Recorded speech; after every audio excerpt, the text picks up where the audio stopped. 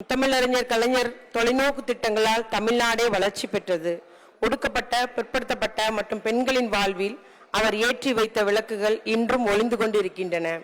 முத்தமிழறிஞர் கலைஞர் அவர்களுக்கு எனது முதல் வணக்கம்.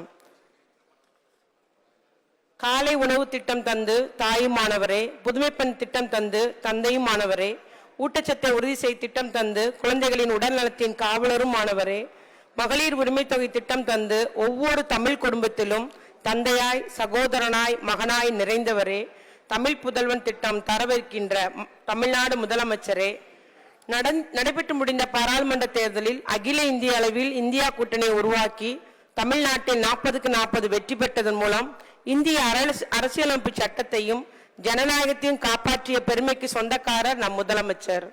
Best state for promotion of sports என்ற உயரிய எல்லாரும் இருக்கையில அமருங்க விருதினையும் தமிழ்நாடு பெறுவதற்கு காரணமாக இருந்து தமிழ்நாட்டினை இந்தியாவின் விளையாட்டு தலைநகராக அவரவர் இருக்கையில இருக்கணும். அமைச்சர் சொல்றத கவரிங்க. Live program.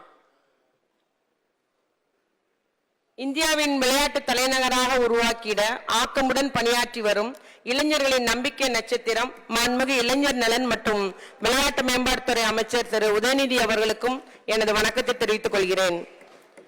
கழகத்தின் துணை பொதுச் செயலாளர், எங்களது தூத்துக்குடி பாராளுமன்ற தொகுதியின் உறுப்பினர், நாடாளுமன்ற உறுப்பினர்களுக்கெல்லாம் முன்மாதிரியாக பணியாற்றி வரும் கனிமொழியக்கா அவர்களுக்கும் எனது வணக்கத்தை தெரிவித்துக் கொள்கிறேன்.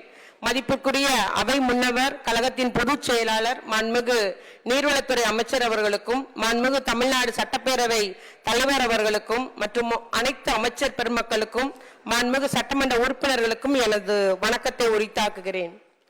தலைவர் கலைஞர் அவர்களின் முரட்டு பக்தன் என பெயர் பெற்ற முன்னாள் சட்டமன்ற உறுப்பினர், மறைந்த எனது தந்தையார் என் பெரியசாமி அவர்களை இத்தருணத்தில் நினைவு கூறுகிறேன். இப்பெருமைமிகு பேரவையில் சட்டமன்ற உறுப்பினராக அமர்வதற்கு வாய்ப்பளித்த எனது தூத்துக்குடி தொகுதியின் வாக்காளர் பெருமக்களுக்கும், என்னோடு கழக பணியாற்றி வரும் தூத்துக்குடி வடக்கு மாவட்ட திமுக செயல் வீரர்களுக்கும், கூட்டணி கட்சி தோழர்களுக்கும் என் வணக்கத்தை தெரிவித்துக் கொள்கிறேன்.